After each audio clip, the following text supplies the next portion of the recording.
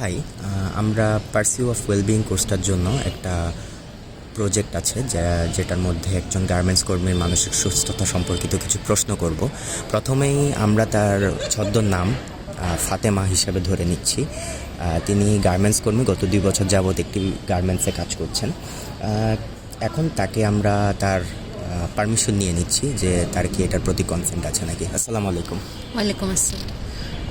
আমি যে আপনার এই ইন্টারভিউটা নিচ্ছি, আপনার কি এখানে আসলে কমফোর্টেবল আছেন বা জি। কোনো সমস্যা হচ্ছে কি? না না ওকে, তাহলে আমরা ইন্টারভিউটি শুরু করছি। তাহলে আমরা প্রথমেই একটা কোশ্চেন জিজ্ঞেস করি আপনাকে। একজন গার্মেন্টস কর্মী হিসেবে আপনার কাছে মানসিক সুস্থ থাকা বলতে কি বোঝায়? আই তো এনে মেলা দিন কাম করি, মানে বালা বলতে তো আঙ্গো আচ্ছা শরীরের উপর দিয়ে যায় কাজ কাম, মনের বালা ধরেন বাপমার লগে কথা কইলে একখানা বালা লাগে আর এই। আচ্ছা, তো আপনার অবস্থায় যে মানুষ মানসিকভাবে ভালো থাকে তাকে আপনি কিভাবে বর্ণনা করবেন, বা আপনার আশেপাশে ভালো আছে এরকম কাউকে আপনি কিভাবে বর্ণনা করবেন আপনার ভাষায়? আঙ্গো চোখে তো যাদের কাছে টেয়া হইসা আছে, সহায় সম্পত্তি আছে, হেতে মনে হয় বালা থায়, শরীরের দিক দি মনের দিক দি হেতে বড় লোকরাই মনে হয় বালা থায় আর আচ্ছা, ঠিক আছে। এই মুহূর্তে আপনার জীবনে সবচেয়ে বেশি চাপ বা দুশ্চিন্তার কারণটা কি? আই 2 বছর ধরে হইছে কাম করি। আই ঢাকা শহরে আগে আগে আইছি। আর বাফে আঙ্গো কিছু কিস্তি লইছিল, অন আব্বার তো বয়স হয়ে গেছে, অন কিস্তির টিয়া দিত হারাটা। তো অনেক গ্রামে থাকতে কিছু করতে পারতেন নয়, নিলে ঢাকা শহরে আইছি, গার্মেন্টসে কাম করি, কিস্তির টিয়া দেন লাগে। তো আর কাছে সবচেয়ে বড় চিন্তা হয়েছে এটাই যে কিস্তির টিয়া এগুন কবে দিতাম হারুম, কবে বাইর যামু, এনে তো একলা একলা ভালো লাগে না। আচ্ছা, এই যে আপনার কিস্তির টাকার চাপ বা এই চাপগুলো আপনার প্রতিদিনের কাজকর্মের মধ্যে কিভাবে প্রভাব ফেলছে? ধরেন এই টেনশন তো লাগেই থাকে, বাড়িতে কবে টেয়া হারাইতাম হারু, মাস শেষে আম্মা কয় টেয়া হারা বেলায়, টেয়া না হারাইলে এবার কিস্তির বেড়ার আইয়ে বাড়ি, তো এইটার টেনশন তো সবসময় আর মধ্যে থাকে।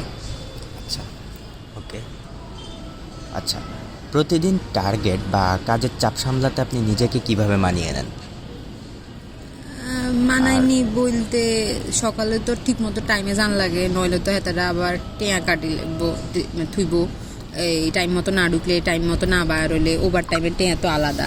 তো অন যদি ঠিক মতো না যাই তো হেটারলে তো টেয়া কাটবে, তো সেই চিন্তায় আসলে ওই ঠিক টাইমে জান লাগে, ঠিক টাইমে আয়ন লাগে আর আচ্ছা, পরিবারের থেকে যে দূরে থাকছেন আপনি, তাতে আপনার মানসিকভাবে কীরকম প্রভাব পড়ছে? বালা তো লাগে না, আব্বা আম্মা তো দূরে, আর তো হিকে মানে ভাই বোনও হিকে নাই। তো হে দি মানে আব্বা আম্মার লাই টেনশন হয়, তারা একলা একলা গ্রামে থায়, বন্ধু বান্ধব আসছিল গ্রামে, সেগুলোর লগে একখানা কথাবার্তা কইতাম, অন্ত দূরে হয়ে গেছে, তো হেকে ভালো লাগে না রে, ওই কিস্তি টিয়ার লাই কাম করার লাগে। আচ্ছা, আপনি চাকরি চলে যাওয়া বা চাকরি হারানোর বিষয়ে আপনার সবচেয়ে বড় ভয়টা কি?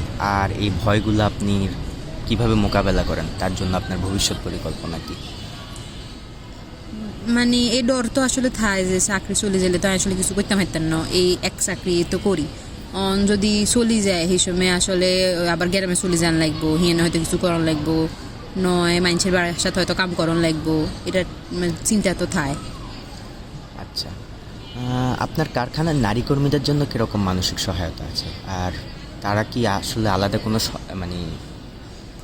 তারা কি আসলে আলাদা কোনো সহায়তা আশা করতে পারে বা অন্য সমস্যার সম্মুখীন হতে পারে? মানসিক বলতে আঙ্গরে তো সেরকম কিছু দেয় না, এরসে তো আমরা যদি ঠিকমতো কাম না করি আঙ্গরে গালিগালাজ করে, আঙ্গরে ঠিকমতো টেঁয়া দেয় না, আরও আমরা বেডি দেই আঙ্গরে বেড়া করতুন কম টেঁয়া দেয়, তো এটা তো হেককে কোনো কিছু সহায়তা আঙ্গ নাই। আচ্ছা, ঠিক আছে। আপনার জীবনে যাদের কাছ থেকে সবচেয়ে বেশি সাহায্য বা ভরসা পান, তারা কারা? আর এই সম্পর্কগুলো কেন আপনার জন্য সহায়ক? আই করতে গেলে সবচেয়ে বেশি সাহায্য হয় আর বাপ মাতুন, আর আসলে দুনিয়াত কেউ নাই বাপ মা ছাড়া, আই একমাত্র মাইয়া, আর বাপের আর কোনো হোলাও নাই। তো করতে গেলে আর বাপ মাতুনে হাই হে সাপোর্ট যা বা যেটা কর, আর হেতাগুলোই আসলে আই কাম করন ঢাকা শহরে আইয়ন, তো দিন শেষে হেতারাই আনলাই বল আর করতে গেলে। আচ্ছা, এটাই আসলে বাস্তবসম্মত কথা, কারণ বাবা মারাই সবসময় ছেলে মেয়েদের জন্য সবথেকে বড় বল হয়। ওকে, মুভিং অন। সহকর্মীদের সাথে বন্ধুত্ব কিভাবে তৈরি করেন এবং কিভাবে তা বজায় রাখেন আপনারা? আর লগে যে তারা কাম করে আমরা আবার এক জায়গা থাই, মানে আমরা অনজিয়ানে থাই, আমরা ব্যাকে এক লগে থাই বেশিরভাগ গুণের হেতাগর লগে পরিচয় হয়ে আই গার্মেন্টসে ঢুকছি।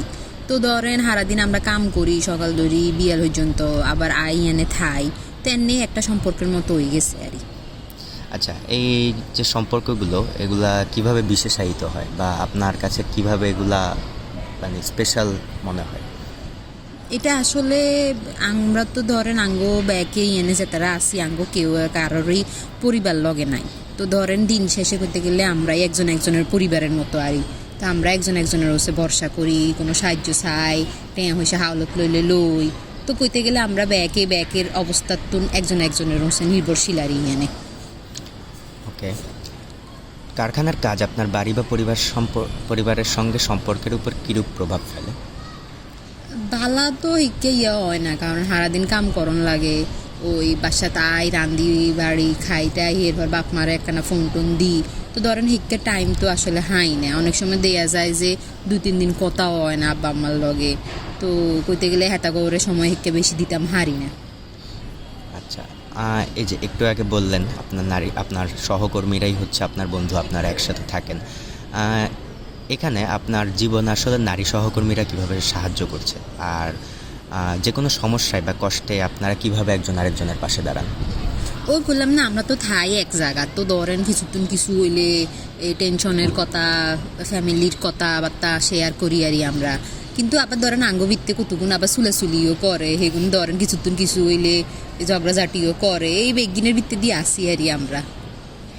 আচ্ছা, কাজের দায়িত্ব আর সামাজিক জীবন, এই দুটিকে আপনি কিভাবে সামলান? সামাজিক জীবন বলতে এই যে আপনার আশেপাশে যারা আছে বা আপনার বাবা মার কথাই বললেন আপনি, আমি তাদের কথা বোঝাচ্ছি। আপনি কিভাবে হইতেছে নিজের মানসিক সুস্থতা বজায় রাখেন অথবা নিজের ভালো লাগা কিভাবে মেনটেন করেন?